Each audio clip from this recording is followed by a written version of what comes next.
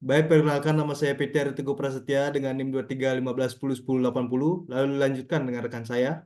Perkenalkan nama saya Komang Adi Pratama dengan NIM 231578. Dilanjutkan dengan rekan Baik, saya.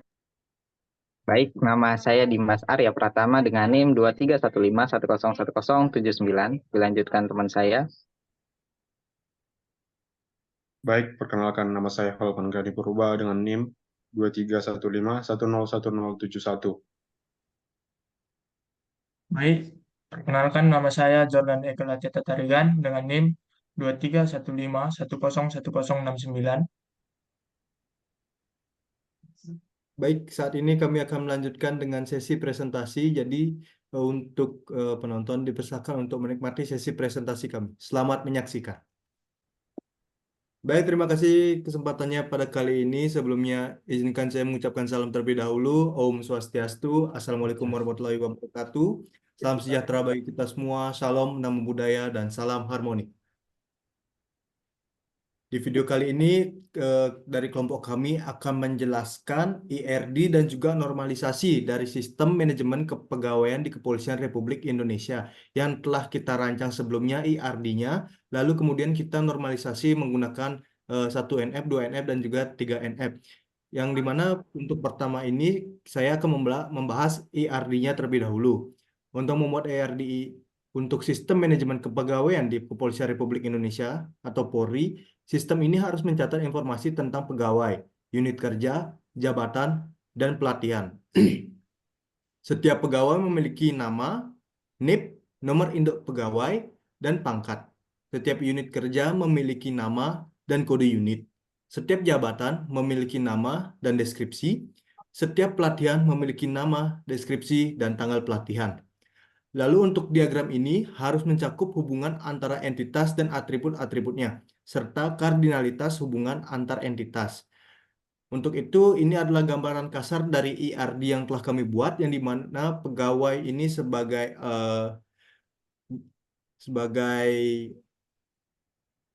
entitasnya, lalu NIP dan juga pangkatnya sebagai atributnya.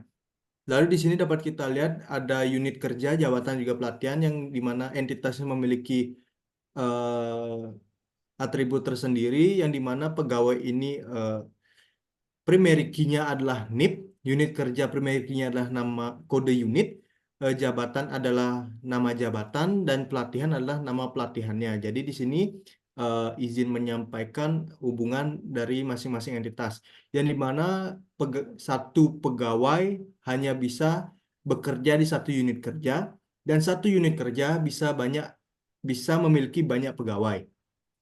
Lalu, satu pegawai hanya bisa mengemban satu jabatan, dan satu jabatan hanya bisa diemban oleh satu pegawai. Lalu, satu pegawai bisa mengikuti banyak pelatihan, dan juga satu pelatihan bisa diikuti oleh banyak pegawai.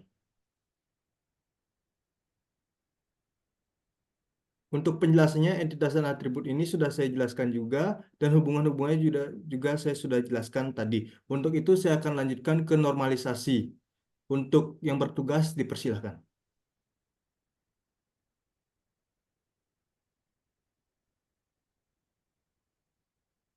Untuk Dimas Arya Oke, Pratama. baik. Terima kasih Teguh atas kesempatan yang telah diberikan kepada saya.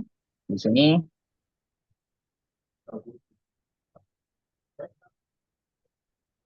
oke, baik. Terima kasih Teguh atas kesempatan yang telah diberikan kepada saya. Izin teman-teman, di sini saya akan menyampaikan materi dari normalisasi IRD manajemen kepolisian ini, dan saya akan menjelaskan di normalisasi 1NF-nya. Oke, jadi pada tahap 1NF ini, setiap entitas dan atribut dalam tabel harus memiliki nilai atomik, yang berarti tidak boleh ada atribut yang berisi kelompok, nilai, atau daftar. Oke, jadi di sini sudah saya jabarkan, di mana yang pertama ini di dalam entitas pegawai. Di NIP, ini sebagai primary key, nomor induk pegawai yang unik untuk setiap pegawai. Di nama ini nama dari pegawai, di pangkatnya pangkat atau jabatan yang dipegang oleh pegawai itu sendiri. Contoh di sini ada NIP-nya dengan nomor 123456 dengan nama Budi Santoso dengan pangkat AKBP. Selanjutnya ada NIP dengan nomor 7899012 dengan nama Siti Aminah, pangkatnya Kompol. Yang kedua ini ada entitas unit kerja, di mana kode unit ini sebagai primary key-nya, di mana kode unik ini untuk setiap unit kerja itu sendiri. Nah, selanjutnya ada nama. Nama ini tentu dari nama dari unit kerjanya. Contoh, kode unit A01, namanya divisi humas. Yang contoh kedua ada A002 sebagai divisi reserse. Selanjutnya di ketiga, yaitu ada entitas jabatan. Nama jabatan ini sebagai primary key-nya, di mana nama jabatan ini sangat unik, atau nama jabatan unik ini yang dipegang oleh pegawai. Selanjutnya ada deskripsi, di mana deskripsi singkat ini tentang jabatan tersebut. Contohnya ada nama jabatan dengan deskripsi, di mana nama jabatan itu Kadif Propam, deskripsinya adalah ada Kepala Divisi Propam. Yang kedua contohnya ada Kabak Reserse, deskripsinya atau penjelasannya ada Kepala Bagian Reserse. Nah, yang keempat ini entitas pelatihan, di mana nama pelatihan ini sebagai primary key-nya. Jadi nama pelatihan ini unik. Yang selanjutnya ada deskripsinya. Deskripsi ini tentang pelatihannya. Yang ketiga ada tanggal pelaksanaan. Tanggal pelaksanaan ini untuk pelatihannya. Jadi contohnya bisa dilihat di dalam tabel. Nama pelatihan, deskripsi, dan tanggal pelaksanaannya. Jadi nama pelatihannya ada pelatihan kepemimpinan, deskripsinya pelatihan untuk kepemimpinan, dan tanggal pelaksananya tanggal 10/07/2021. Contoh keduanya ada pelatihan investigasi, deskripsinya pelatihan untuk investigasi dengan tanggal pelaksanaannya 15/08/20. Berikut nomor normalisasi 1NF yang dapat saya jabarkan di dalam entitas. Mungkin berikutnya akan dijelaskan oleh teman saya, Jordan.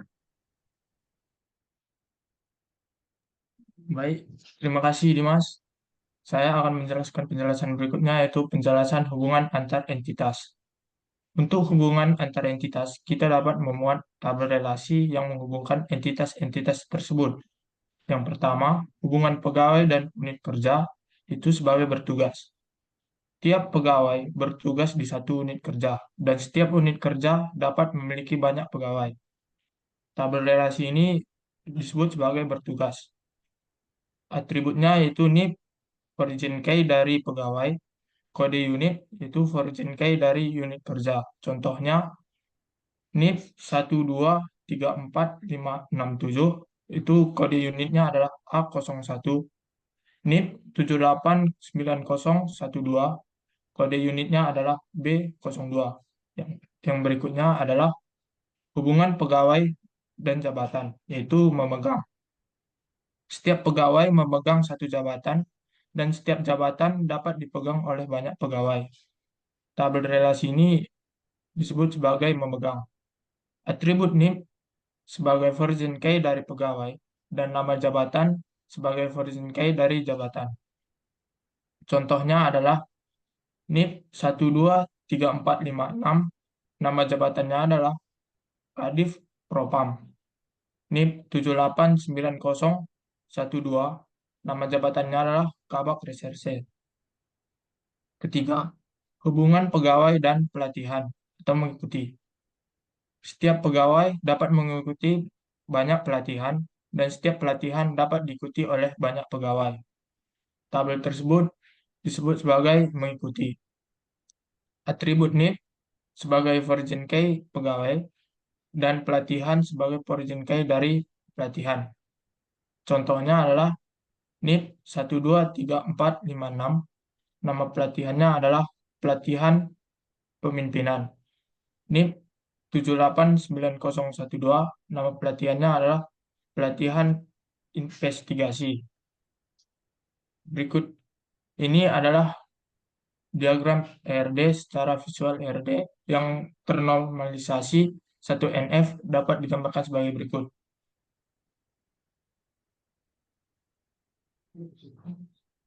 Dan selanjutnya akan dilanjutkan oleh teman saya.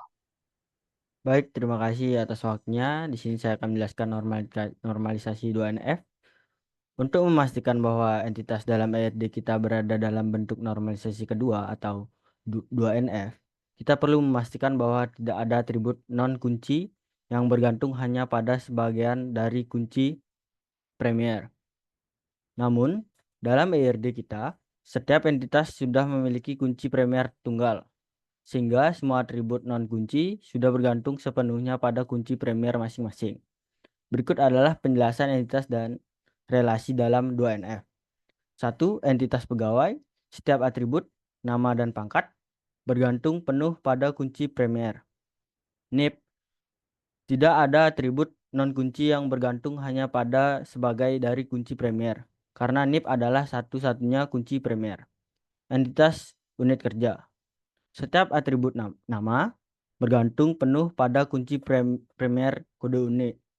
Tidak ada atribut non-kunci yang bergantung hanya pada sebagian dari kunci Premier, karena kode unit adalah satu-satunya kunci Premier. Yang ketiga, entitas jabatan.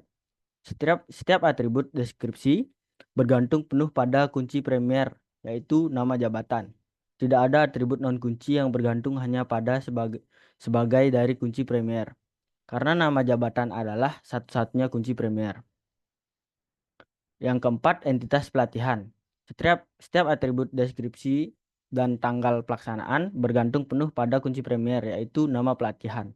Tidak ada atribut non-kunci yang bergantung hanya pada sebagai dari kunci Premier, karena nama pelatihan adalah satu-satunya kunci Premier.